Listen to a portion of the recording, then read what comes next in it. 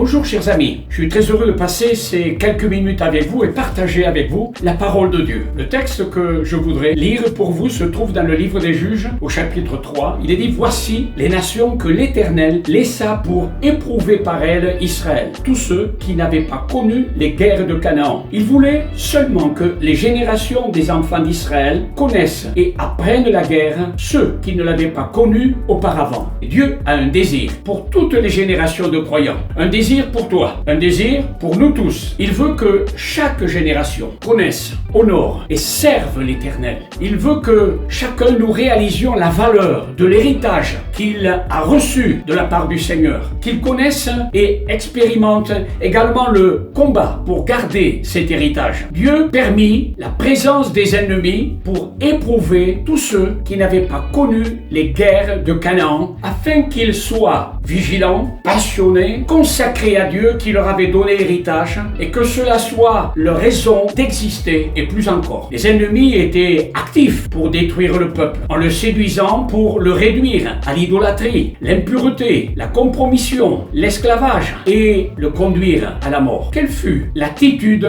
de ces générations face au désir, au vouloir de Dieu? Ils méprisèrent la parole. En quelque sorte, ils méprisèrent la vie, puisque comme le dit l'évangile de Jean, en elle la parole et la vie.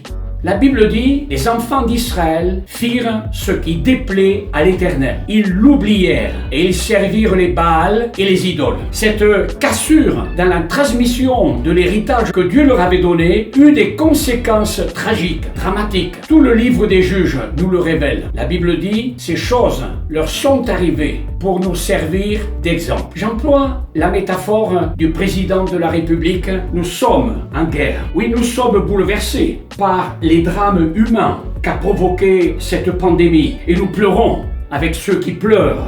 Et nous prions pour tous ces bien-aimés qui sont ainsi plongés dans la détresse. Mais la guerre dont je voudrais vous parler est d'une autre nature. Elle est différente. Dans toutes les générations, les hommes, les femmes, les jeunes gens qui ont fait le choix personnel d'accepter Jésus-Christ comme sauveur et seigneur de leur vie ont dû apprendre, comme Paul, à combattre pour garder la foi vivante, triomphante, afin de ne pas laisser à Satan l'avantage sur eux, n'ignorant pas ses plans de destruction, dérober, égorger, détruire. Le roi David, un homme habitué à se battre, déclare: béni soit l'Éternel, mon rocher, qui forme mes mains pour le combat et mes doigts pour la bataille. Paul dira au jeune Timothée: fortifie-toi dans la grâce qui est en Jésus-Christ, ajoutant: combat le bon combat de la foi, saisis la vie éternelle. Paul, écrivant aux chrétiens d'Éphèse, leur dit: fortifiez-vous dans le Seigneur et par sa force toute puissante. Prenez toutes les armes de Dieu afin de pouvoir résister dans le mauvais jour et tenir ferme après avoir tout surmonté. Je termine avec ces paroles de Jésus: vous aurez des tribulations dans le monde, mais prenez courage,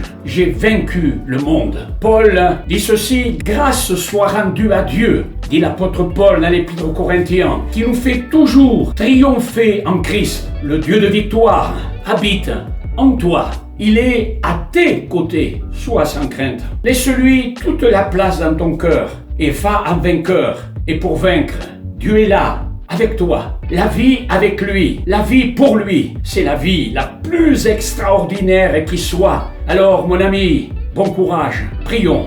Seigneur, je te prie de bénir ceux et celles qui ont entendu ce message. C'est ta parole. En elle est la vie. Viens leur communiquer cette mesure de vie. Viens encourager, renouveler chacun, Seigneur, dans sa vision, dans sa passion pour Dieu, pour l'Évangile. Merci, Seigneur, que ta grâce soit avec chacun. Au nom de Jésus-Christ. Amen.